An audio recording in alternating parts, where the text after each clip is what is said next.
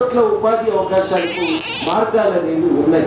వీటిని ఇవాళ స్పష్టంగా మనం రూపకల్పన చేయాలి. అంటే ఒక విడిగా ఉపాధి కల్పన విధానం అనేది ఉంటూనే అన్ని రంగాలలో ఉండేటువంటి విధానాలలో ఉపాధి కల్పన అనేది ఒక ప్రధాన అంశంగా ఉండాలి.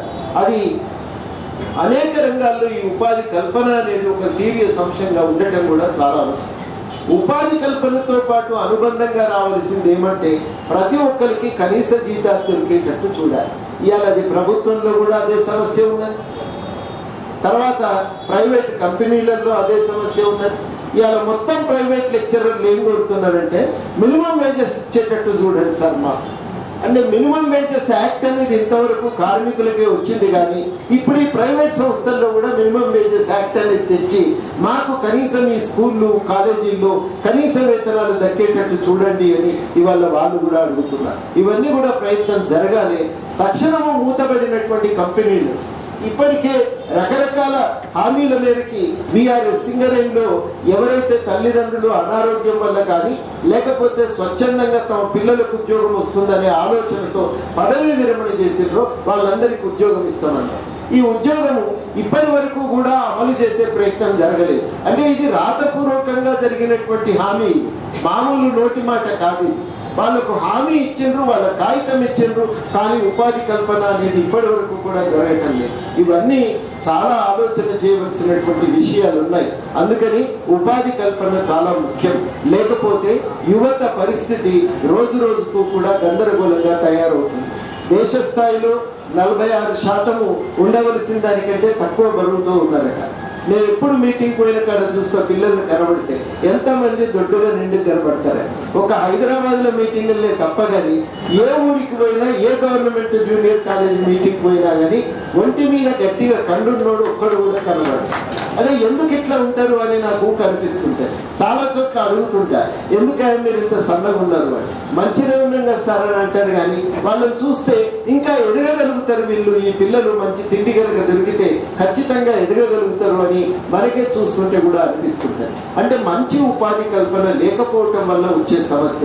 దీంతో ఏమవుతున్నది, రకరకాలైనటువంటి వ్యసనాలకు బానిసలైపోతున్నారు. గుట్కా అయితే ఎంత అయిపోయిందో ఈ మధ్యన కొంచెం తగ్గినట్టుంది. కానీ మొన్న మేము కొడంగల్ పోతున్నప్పుడు ఒక గ్రామం దగ్గర ఆగినాం. ఆ గ్రామం పేరేంటంటే తుంకిమెట్ల గ్రామం. తుంకిమెట్ల గ్రామం కాడ ఆగి ఆ గ్రామం మొత్తము స్టడీ చేసింది. ఆ ఊరి వాళ్ళు ఆ ఒక్క మండలం నుంచి 1,00,000 మంది వలస పోతారు సార్ మహబూబ్ నగర్ జిల్లా. వాళ్ళు ఏమన్నారంటే మా మండలంలో ఒక 12-13 మంచి చెరువులు ఉన్నాయి, మా ఒక్క తుంకిమెట్ల గ్రామంలో 3 చెరువులు ఉన్నాయి. ఈ 3 చెరువులు మరమ్మత్తు చేస్తే సార్ మా ఊరికెళ్ళి ఒక్కడు కూడా వలస పోదు. అంత ఖరాఖండిగా చెప్పింది. అంత చెప్పడమే కాదు, వాళ్ళు ఇంకేమన్నారంటే ఒక్కటే చేస్తే చాలు మా ఊరు బాగుపడుతుంది. రెండోది వాళ్ళు అడిగింది మా మండల కేంద్రం తుంకిమెట్ల పక్కన వాళ్ళది గుమ్రాజ్పేట, అక్కడ మండల కేంద్రంలో ఒక కాలేజీ జూనియర్ కాలేజ్. అంటే వాళ్ళు మొత్తం గవర్నమెంట్ నుంచి డెవలప్మెంట్ కోసం అడుగుతున్నది 2 మా ఊరి చెరువు బాగు చేయండి, మా గుమ్రాజ్పేట మండలంలో ఒక కాలేజీ పెట్టాలి. అయితే అక్కడ ఉన్న ఒక విషాదం ఏంటంటే మీరు సారా ఎంత అప్పుడు పోతుందని అడిగి ఆ గ్రామ శివారులో ఒక చాలా 10-15 గూడాలు అన్నీ ఉన్నాయి. పెద్ద గ్రామం అది. మహబూబ్ నగర్ జిల్లాలోని మేజర్ పంచాయత్స్లో అదొకటి. దాదాపు 1,400 లీటర్ల సారా రోజు అమ్ముడుపోతుంది. అన్నీ అడిగినాక 1,400 అంటే ఎంతనయ్యా అని లెక్కలేసింది ఊరికి. అంటే దాదాపు ఒక 2-3 కోట్లు సంవత్సరానికి సారా మీద ఖర్చు. ఎందుకు ఇట్లా జరుగుతున్నది అని అంటే ఉపాధి లేక, ఒక భవిష్యత్తు ఆశ లేక, వనరులు కనబడక, ఒక నిరాశలో ఈ దిశగా పోతున్నటువంటి యువతను మనం చూస్తున్నాం.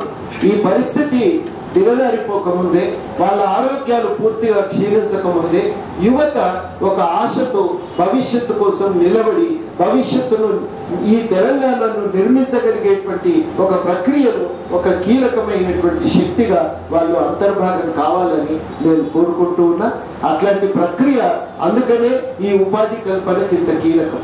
20 నుంచి 35 సంవత్సరాల వాళ్ళు మేము ఇంకా లెక్కగట్టి వాళ్ళు 1 కోటి ఉన్నారు. ఈ 1 కోటి ముందు మనం దృష్టి పెడదాం. ఈ 1 కోటి బాగుపడితే రేపు తెలంగాణ ఒక 2 తరాలు బాగుపడినట్టే లెక్క. అందుకని అది ఒక కీలకమైనటువంటి తెలంగాణ భవిష్యత్తు. అది అంటే ఈ 1 కోటిని బాగు చేయటం అంటే తెలంగాణ భవిష్యత్తును బాగు చేసినట్లు లెక్క. ఆ భవిష్యత్తు గురించి ఆలోచించవలసిందిగా ఈ సందర్భంగా మిమ్మల్ని అందరినీ కోరుతూ, ఈ సమయంలో మరి ఇంకొక మీటింగ్ కూడా ఇక్కడ ఉంటుంది కాబట్టి, అయినప్పటికీ కూడా ఈ మధ్యాహ్నం పూట నాకైతే యాదయ్య మీటింగ్ పెడితే కూడా నేను నమ్మకం లేకుండా, కానీ ఈ 2 గంటల నుంచి ఈ సమయం మీటింగ్లో కూడా ఇంతమంది వచ్చిందంటే ఈ టాపిక్ మీద ఇంకా చాలా చర్చ జరగవలసిన అవసరం ఉందని అందరూ భావిస్తున్నట్టుగా, దీనిపైన మనము రాసిన పేపర్ కంప్లీట్గా లేదు, కాకపోతే ఇది ఒక ఫస్ట్ పాయింట్గా తీసుకొని దీన్ని ఇంకా మార్చి ఇంకా అభివృద్ధి పరిచి, ఎందుకంటే సెన్సస్లో ఉన్న డేటా పరిశీలించడానికి మాకు ఒక 3 రోజులు పట్టింది. కాబట్టి ఇంకా కొంత సమయం తీసుకొని దీనికి ఇంకా కొంత సమాచారాన్ని జోడించి దీన్ని అభివృద్ధి పరిచి మీ అందరికీ అందజేస్తామని హామీ ఇస్తూ, తప్పకుండా ఈ చర్చను ముందుకు తీసుకుపోవడానికి మీరందరూ కూడా సహకరించవలసిందిగా కోరుతూ, మీ అందరికీ పేరు పేరున కృతజ్ఞతలతో సెలవు. జై తెలంగాణ.